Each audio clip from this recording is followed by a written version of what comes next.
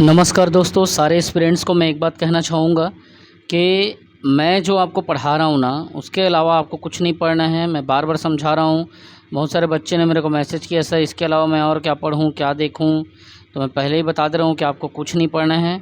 मैं जो पढ़ा रहा हूँ बस आपको वहीं ओनली उसको आपको दिमाग में रखना है और आपको रिवीज़न करना है। देखिए, एक बात याद रखिए, 10 प्रकार की किताबों को आप पढ़ेंगे तो आपका समय क्या होगा, वेस्ट होगा। और एक ही कंटेंट को जो मेरे ऑपरेटर ने या जो हमने तैयार किया या जो जिसको हमने आपके लिए रखा, ठीक है, उसको आपको अगर पढ़ना है तो उसको क्या करो, आप 10 बार पढ़ दो। एक कंटेंट को 10 बार पढ़ना सही है कि 10 किताबों को एक बार पढ़ना सही है? दिमाग लगाओ। इसको एक बार पढ़ोगे 10 बुक को तो रिवीजन कब करोगे? उससे अच्छा जो मैं पढ़ा रहा हूँ बेटा बस वही पढ़ो, लेकिन 10 बार उसी को पढ़ो, बार बार पढ़ दो। अलग से कोई चीज़ दिमाग लगाने की ज़रूरत नहीं है, ठीक है। तो जो हम पढ़ाएंगे आपको बस वही पढ़ना है, ज़्यादा दिमाग नहीं लगाना है, ठीक है। अब देखिए, मैं आज आपको बताने वाला हूँ जीव विज्ञान के बारे में, आज आपको चालू करने वाला हूँ। और जीव विज्ञान में जितने इंपॉर्टेंट सेगमेंट है सब हम लोग इस PDF में, इस कंटेंट में डाल दिए हैं। आपको मेरी बातों को सुनना है, मेरी बातों को कान खोल के सुनना है, हेडफोन लगा के सुनना है और पूरा खो जाना है कि दीपक सर क्या बोल रहे हैं, और इसको रिवीजन करना है। मैं बार बार समझा रहा हूँ कि मेरे वीडियो के अलावा कुछ भी ना पढ़ें, इसको रिवीजन करें। सफलता में होता क्या है बेटा, मैं जब भी कोई भी एग्ज़ाम निकाला, 9 एग्ज़ाम मैंने सरकारी एग्ज़ाम निकाला है, तो इस 9 एग्ज़ाम में मेरा ये क्या था, मैं खुद जब मैं 4 बार PSC लिखा, मेंस जब पहुँचा, तो मैं कभी भी अपनी बता रहा हूँ, मैं 55% से 60% इससे ज़्यादा नंबर नहीं पाया, ठीक है। लोग कहते हैं कि 100-150 में नहीं हुआ, 160 में नहीं हुआ, सब फालतू बातें हैं, ठीक है। तो मैं रियलिटी आपको बता रहा हूँ कि मैं 60 से 65% के बीच में नंबर लाता हूँ। बाकी जो 35% है मैं उसको छोड़ देता हूँ। मैं उस कन्फ्यूज़न में अपना समय बर्बाद नहीं करता। इसलिए आपको सॉलिड मटेरियल को दिमाग में रखना है, जो कि किससे आएगा बेटा, वो आएगा आपके एक ही काम से, जिसे हम रिवीजन कहते हैं, ठीक है। एक बात को याद रख लो, अब मैं पढ़ाऊँगा बस उसी को आपको रिपीट करना है, रिवीजन करना है, ठीक है। देखिए, जीव विज्ञान चालू कर रहे हैं। जीव विज्ञान जो शब्द है, जो बायोलॉजी जो शब्द है, इसका सर्वप्रथम प्रयोग जो है, सर्वप्रथम, ठीक है, इस जीव विज्ञान का बार बार मैं बस बोलते जाऊंगा, रिवीजन करते जाऊंगा, मैं आपका रिवीजन कराते जाऊंगा। जीव विज्ञान जो बायोलॉजी शब्द है, उसका सर्वप्रथम लामार्क ने और ट्रेविरेनस ने, इन 2 वैज्ञानिक ने 1801 में किया। अब आपसे पूछेगा जीव विज्ञान का क्वेश्चन कि जीव विज्ञान का पहला प्रयोग कब हुआ? 1801 में। किसने किया? लामार्क ने और ट्रेविरेनस, ये दोनों ने किया। तो कब किया? 1801 में किया, है ना। आपको ये डेट आपको याद में रखना है, और रिवीजन करोगे तो याद हो जाएगा कि इस दिन जो है जीव विज्ञान शब्द का प्रयोग हुआ था, ठीक है। अब क्वेश्चन पूछता है, 1 लाइनर पूछता है PSC में, वो प्री में और व्यापा में। जीव द्रव्य जो है जीवन का क्या है, तो भौतिक आधार है। जो व्यक्ति होता है ना, जो जीव होता है, उसके शरीर में जितने भी द्रव्य होते हैं, ठीक है, वो क्या है, हमारा भौतिक घटक है, भौतिक आधार है। उसी से हमारा जीवन का सर्वाइवल हो रहा है, तो उसी को हम जीव द्रव्य कहते हैं, ठीक है। अब जल क्या है जीव विज्ञान में? देखिए, इस बात को समझिए, जल एक श्रेष्ठ घोलक है, अर्थात जल एक श्रेष्ठ सॉल्वेंट है, और यह शरीर के 70% भाग में ये कोशिका के निलंबन मतलब सस्पेंशन अथवा घोल या सॉल्यूशन के रूप में ये उपस्थित होता है। किसके रूप में होता है? 70%। तो कोशिका में निलंबन के रूप में या घोल के रूप में। निलंबन को सस्पेंशन कहते हैं, घोल को सॉल्यूशन कहते हैं। तो शरीर का जो कोशिका होता है, जो सेल्स होता है, उसमें ये 70% जो है जल जो है विद्यमान होता है, ठीक है। तो कोशिका के में निलंबन और घोल के रूप में होता है। यह उपापचय की जो गति होती है बेटा, है ना, उसको तीव्र करता है। उपापचय की जो क्रिया होती है हमारे शरीर में, है ना, जैसे खाना का पचना हो गया, पसीना का निकलना हो गया, है ना, पेट के अंदर की गतिविधियां हो गया, ये सब को तीव्र करता है कौन? जल के द्वारा ही संभव है। ये एक ऐसा कंपोनेंट है। यहाँ तक कि आपको बता दूं बेटा, आपके बाल में भी जल के अवशेष पाए जाते हैं, नाखून में भी जल के अवशेष पाए जाते हैं, जबकि नाखून क्या है? एक मृत अवशेष है ना, मृत कहना चाहिए कि हिस्सा है शरीर का, उसके बाद भी उसमें जल का मात्रा पाया जाता है। अब समझिए इस बात को। क्लोराइड जो होता है, क्लोराइड, Cl शब्द आया ना, क्लोराइड समझ लेना। ये क्लोराइड आयन रक्त प्लाज्मा के महत्वपूर्ण घटक होता है। अब पेपर कैसे पूछेगा कि क्लोराइड जो है किसके महत्वपूर्ण घटक होते हैं? आयन रक्त प्लाज्मा, श्वेत रक्त प्लाज्मा, है ना, फिर उसके बाद में ग्रीन रक्त प्लाज्मा, ऐसा ऐसा वो डाल देगा। तो क्लोराइड आयन को पकड़ना। अब क्लोराइड आयन रक्त प्लाज्मा के महत्वपूर्ण घटक हैं। क्लोराइड जो आयन है ना, वो रक्त प्लाज्मा के, ठीक है, इसके महत्वपूर्ण घटक है। तो कौन सा आयन? तो क्लोराइड आयन, है ना। जीव में जो ऊर्जा होता है, जो जीव होते हैं उसमें ऊर्जा जो होता है बेटा, वो एटीपी के रूप में संचित होता है। किसके रूप में संचित होता है? तो एटीपी के रूप में। किसमें? तो जीव में जो ऊर्जा होता है, जीव में जो जीव होता है ना, मतलब एनिमल्स होते हैं, ह्यूमन होते हैं, प्राणी होते हैं, उसमें एनर्जी एटीपी के रूप में होता है। एटीपी का फुल फॉर्म पूछता है बेटा, एटीपी का फुल फॉर्म क्या है? एडिनोसिन ट्राईफॉस्फेट इसका फुल फॉर्म है। किसका? एटीपी का। जीव में ऊर्जा जो है एटीपी के रूप में संचित रहता है।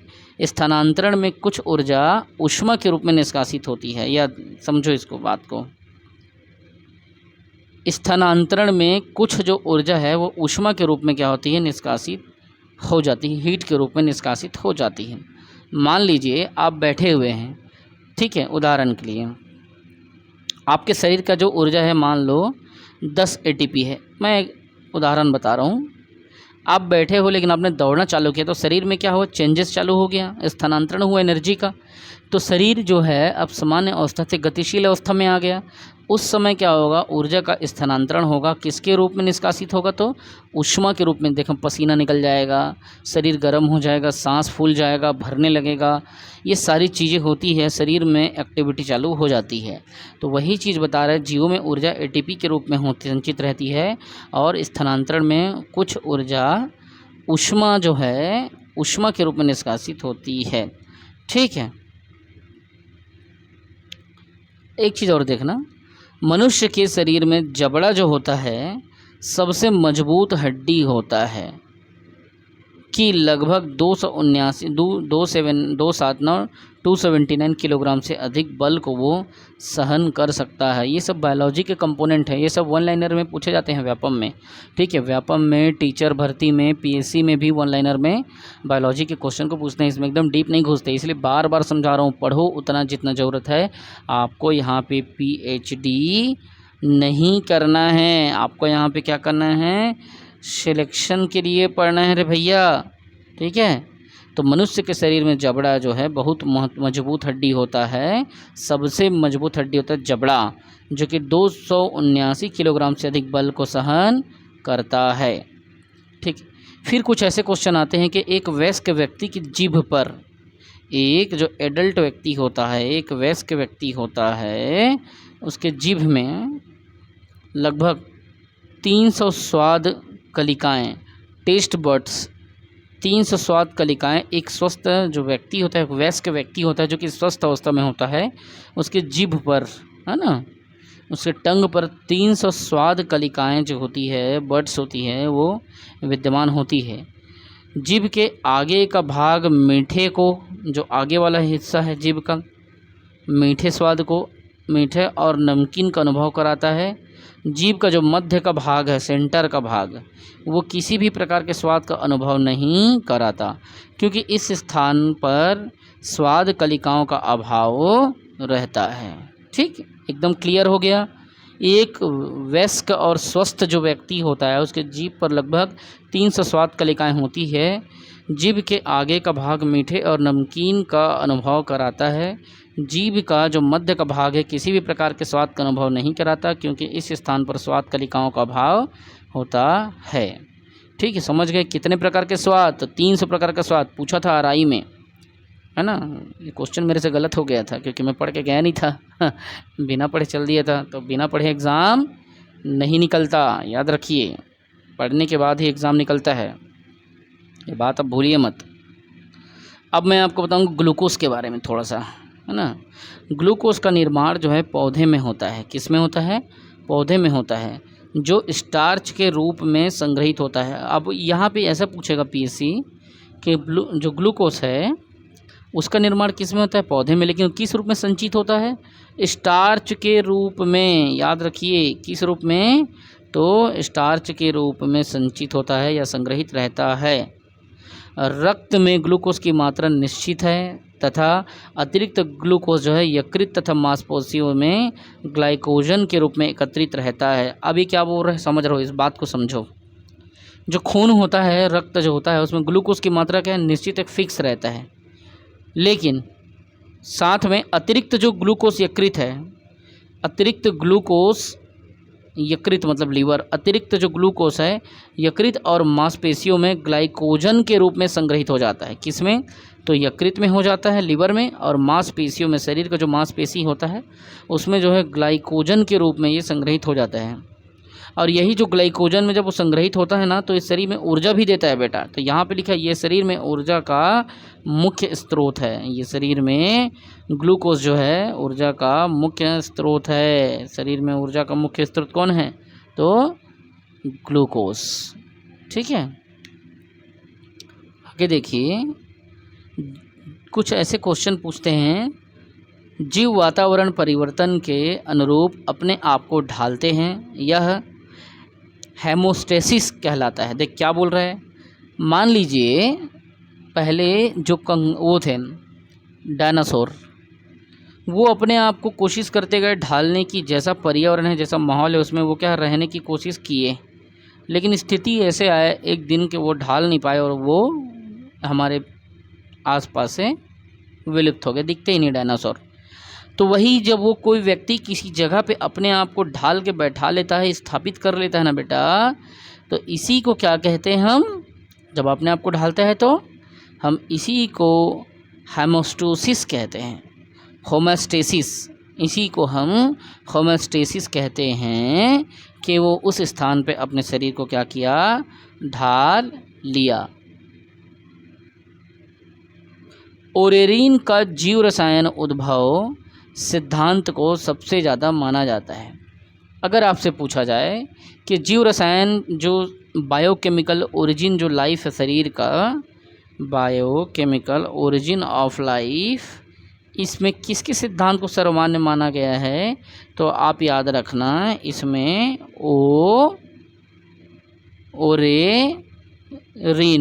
ओरेरीन के सिद्धांत को इसमें सर्वमान्य किया गया है। किसका? तो ओरेरीन के सिद्धांत को सर्वमान्य किया गया है। ठीक है, एक बात आपको मैं बताना चाहूँगा कि कभी भी ऐसे बीच में मैं देखो आपको रिवीजन कराना चाहूँगा। आप मुझे बताओ किस सिद्धांत को सर्वमान्य माना गया है भाई?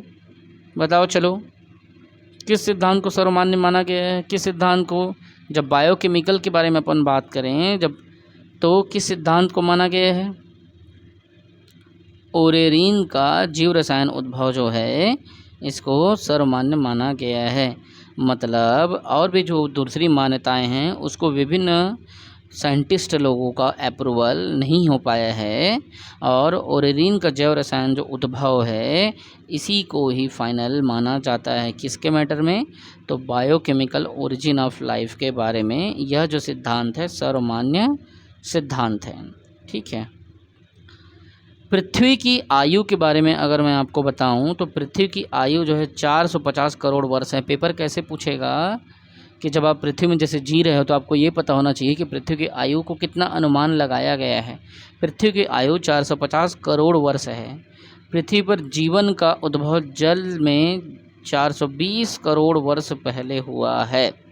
हमने आयु कितना देखा 450, लेकिन 420 करोड़ वर्ष हो चुका है। ठीक है, किससे? तो उद्भव जो जल में हुआ है, इतने करोड़ वर्ष पहले हुआ। ठीक है, पृथ्वी पर जीवन का उद्भव 420 करोड़ वर्ष पहले हुआ। जीव विज्ञान के उपखंड परिस्थिति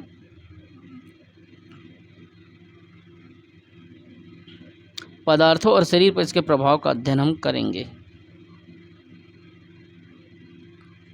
कुछ चीज़ें मैं यहाँ पे नोट करवाया था उनसे आपको बताने के लिए, शायद आपका काम आ जाए। किसी एग्ज़ाम में पूछा था एक ज़बरदस्त चीज़, मैं ढूंढ के आपको दिखाता हूँ।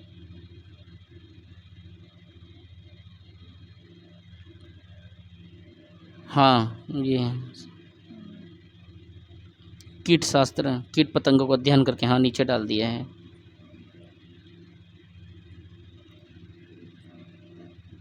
जीव विज्ञान के उपखंड परिस्थिति या इकोलॉजी, पदार्थ और शरीर पर इसके प्रभाव का अध्ययन हम यहाँ पे थोड़ा सा देखते हैं हम लोग, है ना। सरोवर विज्ञान, सरोवर विज्ञान जो है, अब देखो सरोवर मतलब तालाब होता है, आपको पता है कि सरोवर मतलब हम तालाब कहते हैं। तो सरोवर विज्ञान के बारे में आपको सिर्फ घुमाने के लिए है, कुछ नहीं है। ठीक है, लेकिन ये कैसे घुमाएगा? इसमें बोलेगा कि सरोवर विज्ञान, देखो ये लैब टीचर में पूछा है भाई, इसीलिए मैं बता रहा हूँ। ठीक है, सरोवर विज्ञान को इसलिए बता रहा हूँ क्योंकि पहले से पूछा गया है। क्या नहीं आता ऐसा करके, तो तालाब आता है, ठीक है। पोखर, जो पोखरे होते हैं छोटे छोटे तालाब के रूप में, वो आते हैं पोखरे। झीलें आते हैं, तो ये सभी आते हैं। लेकिन अगर यहाँ पे मैं कुआं डाल दूँ तो नहीं आएगा। तो वही बस बेसिकली मतलब जो है पकड़ने के लिए इसको डाला जाता है, ताकि आपको गलत तरीके से, मतलब आप उसका नंबर को गलत कर दो, है ना। हेल्मिन्थोलॉजी जो है, इसमें परजीवी जो कृमि है उसका अध्ययन करते हैं। आपसे पूछा जाएगा हेल्मिन्थोलॉजी में किसका अध्ययन किया जाता है, तो आप याद से बताइएगा कि परजीवी जो कृमि है उसका अध्ययन इसमें किया जाता है। जबकि कीट शास्त्र के बारे में आएगा तो कीट शास्त्र में कीट पतंगों का अध्ययन करते हैं, जिसको एंटिमिनोलॉजी कहते हैं। एंटोमोलॉजी में क्या होता है बेटा, तो कीट भक्षी जो जीव होते हैं, कीट जो पतंग होते हैं, वो इसमें कीट पतंगों का इसमें अध्ययन करते हैं। छोटे छोटे जैसे कीट पतंगे होते हैं ना, वो सब कीट वगैरह के बारे में देखते हैं किसमें, तो एंटोमोलॉजी में। इसको रिवीजन करना है बेटा। ये सब चीज़ें थोड़ा सा आप लोगों को बोरिंग लगेगा और नहीं भी लगेगा, हो सकता है कि मेरे पढ़ाने के तरीके से आपको समझ आ रहा होगा, बट ये सब चीज़ें इसलिए बता रहा हूँ क्योंकि जीव विज्ञान से ये सबसे क्वेश्चन पूछा जाता है। तो आपको क्या करना है, बस रिवीजन करना है, 50 बार सुनना है। साल भर का कोर्स डाल दिया हूँ, ऐसा नहीं कि आगे पेपर नहीं होगा। अगर मान लो अभी आपका टीचर का एग्ज़ाम अभी हो जाता है, या व्यापम का हो जाता है, या पीसी का हो जाता है, तो ये चीज़ आपको आगे भी काम आएगा, इसीलिए इसको आपको रिवीजन करना है। ठीक है, अब आ गया पक्षी विज्ञान का। पक्षी विज्ञान का जो अध्ययन है ना, उसको क्या कहते हैं, तो ऑर्निथोलॉजी।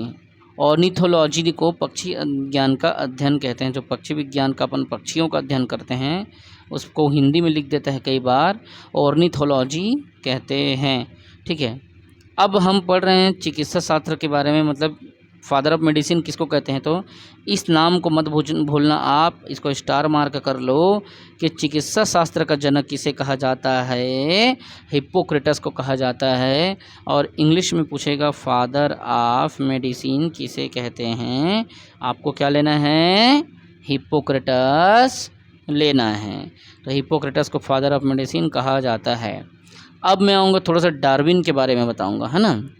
जो चार्ल्स डार्विन था, बहुत आईएमपी क्वेश्चन है ना, किस मत का प्रतिपादन किया था, बहुत पूछा जाता है।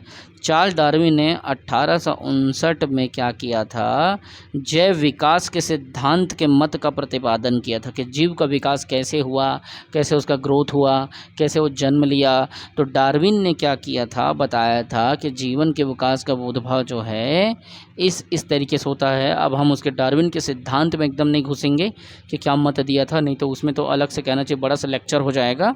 तो बस आप इतना याद रखिए कि चार्ल्स डार्विन ने, मैं एग्ज़ाम इसलिए निकाल पाता हूँ क्योंकि मैं क्या करता हूँ, क्या पढ़ना है और क्या नहीं पढ़ना है दोनों को समझता हूँ।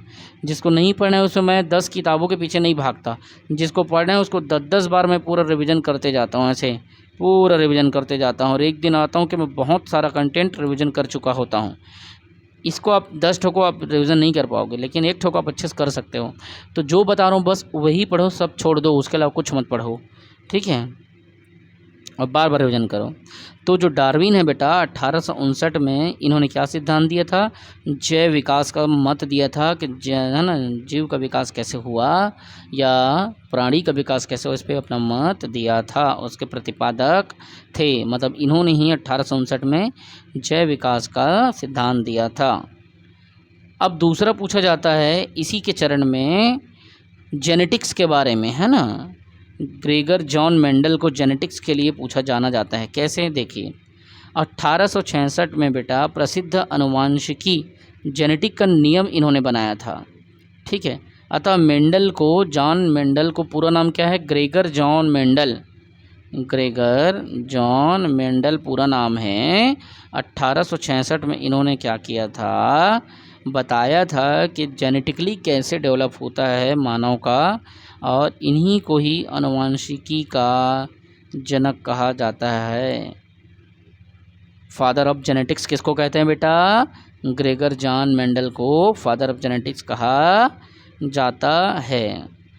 आधुनिक वर्गीकरण का पिता द्विनाम पद्धति के जन्मदाता कौन है बेटा, तो कैरोलस लीनियस है।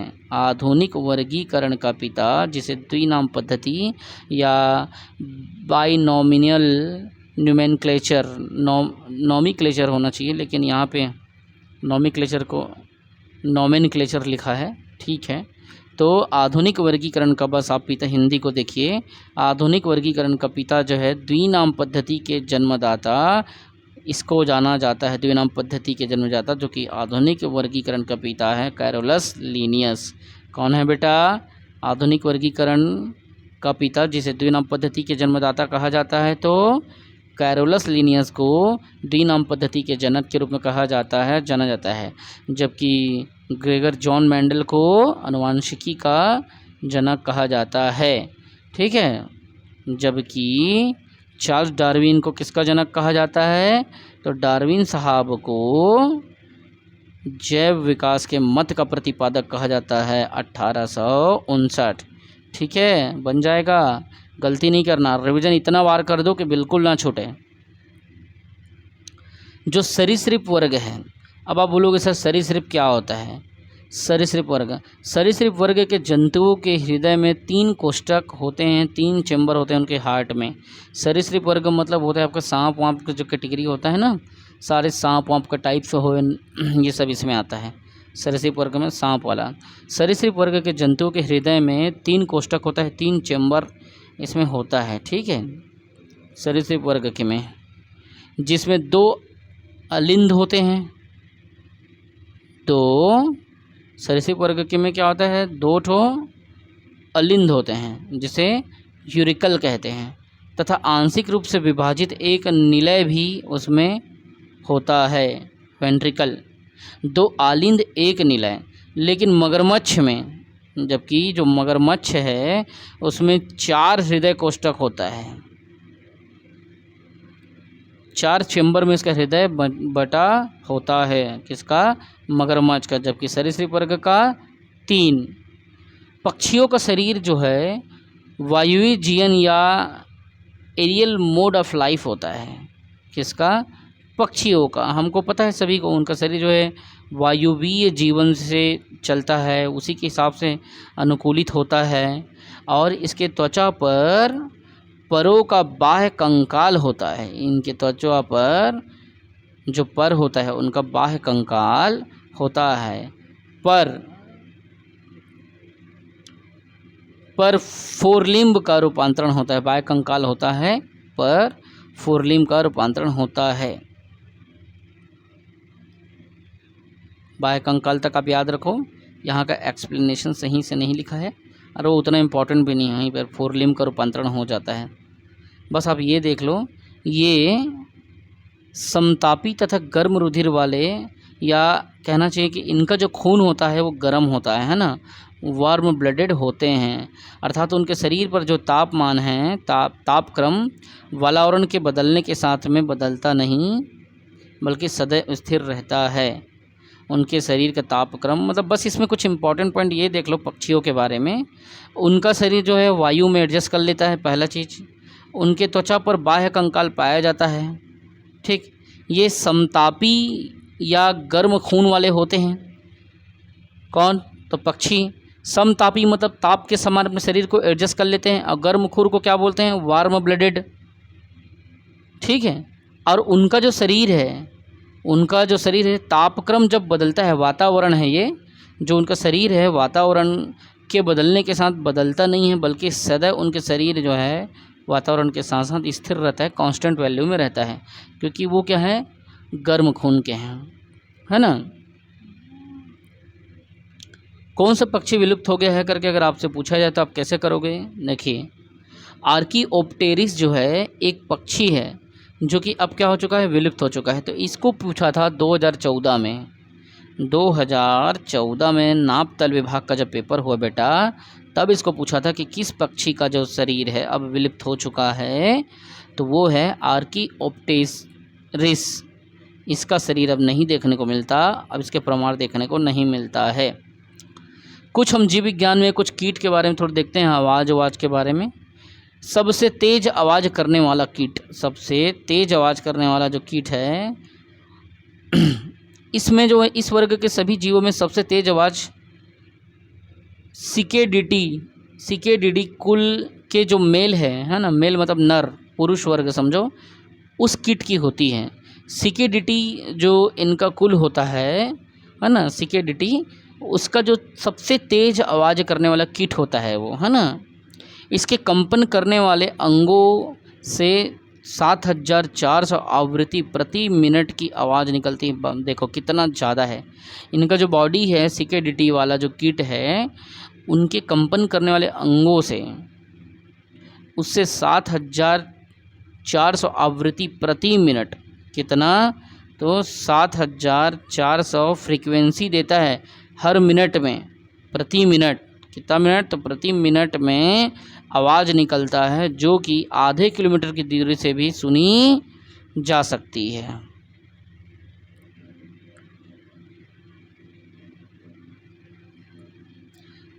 एक बात तो तय है कि जो जितना रिवीजन करेगा वो उतना आगे बढ़ेगा, ठीक है। देखिए, सबसे ऊंचा जंतु के बारे में यहाँ पे थोड़ा सा बताता हूँ आपको। सबसे ऊंचा जंतु जो होता है बेटा, वो प्राणी जगत का सबसे ऊंचा जंतु जिराफ ये है। और इसका देखो यहाँ पे जियोलॉजिकल नेम भी दिया है, कैमेलोपर्डिलिस, है ना, जिराफ कैमेलोपर्डिलिस। इसकी ऊंचाई देखो कितना बता रहा है, 7 मीटर तक बता रहा है इसकी ऊंचाई। कितना? 7 मीटर तक, जो कि अब विलुप्त हो चुका है, देखने को ही कहाँ मिलता है। दिख जाता है लेकिन बहुत कम दिखता है ना, देख उतना अवेलेबिलिटी नहीं है इसकी। तो सबसे ऊंचा जंतु बस आपको जीके के रूप में देखना है, बायोलॉजी के सेक्शन से इसको जीव विज्ञान से पूछता है। प्राणी जगत का सबसे ऊंचा जो जंतु है जिराफ है। जिराफ जो है कैमेलोपर्डिलिस इसका साइंटिफिक या जियोलॉजिकल नेम है। इसकी ऊंचाई बेटा कितना होता है? तो 7 मीटर तक इसका ऊंचाई होता है। दूसरा, सबसे तेज़ गति से उड़ने वाला पक्षी जो होता है, इसके बारे में भी पूछा था। इसको भी थोड़ा सा आप देख लो, क्योंकि अगर आ जाए तो आपसे बन जाए, छूटे मत, है ना। कि ऐसा कौन सा पक्षी है जो सबसे तेज़ गति से दौड़ता है। यहाँ पे देखिए, उसका नाम यहाँ पे लिख दिया है। एक बाज होता है जिसका वैज्ञानिक नाम लिखा है बाज का, फाल्को पेरेग्रिनस। फाल्को पेरेग्रिनस जो होता है सबसे तेज़ गति से ये क्या है? उड़ता है। और ये एक क्या है? बाज है, जो लगभग 370 से 380 किलोमीटर के प्रति घंटे की गति से उड़ लेता है। तो उस पक्षी का नाम बताओ जो सबसे तेज़ गति से उड़ने वाला क्या है, पक्षी है, जिसका क्या नाम है, फाल्गो पेरिग्रिनस। ठीक है, बन जाएगा। हाँ, लेकिन एक बात ज़रूर याद रखना, इसका किलोमीटर प्रति घंटा को पूछेगा। इसको रेलवे में पूछा था, जब मैं तीसरी बार ग्रुप डी निकाला था तब इसको पूछा था कि इसका किलोमीटर कितना है, ये कितने गति से उड़ता है। तो 370 से 380 किलोमीटर प्रति घंटे की स्पीड ये देता है बेटा। ठीक है, कुछ ऐसे जंतु हैं जो जिसका एज बहुत ज़्यादा है ना, उसके बारे में बता रहा है।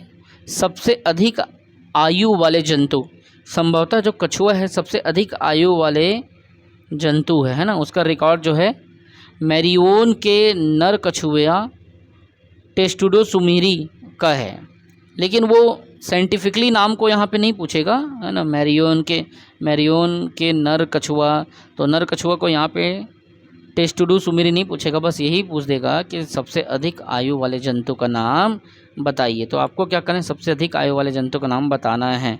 ठीक है, इतना याद रखना है। सबसे लंबा जीव कौन होता है, सबसे लंबा जीव, तो सबसे लंबा जीव जो है लाइनिसस लॉन्गिसिमस नाम का एक जीव होता है, जो सबसे लंबा, इसका लंबा मतलब ऊंचाई के कारण ये सबसे लंबा है। लाइनिसस लॉन्गिसिमस सबसे लंबा जीव होता है ना, सबसे लंबाई में सर्वाधिक लंबा होता है। और एक बात याद रखना है, ये तापमान का क्वेश्चन अब बहुत पूछा जाता है बेटा। सबसे अधिक रक्त का तापमान, स्तनधारी प्राणियों में रक्त का सबसे अधिक तापमान पालतू जो बकरी होता है, इस बकरी का तापमान जो है सबसे अधिक होता है।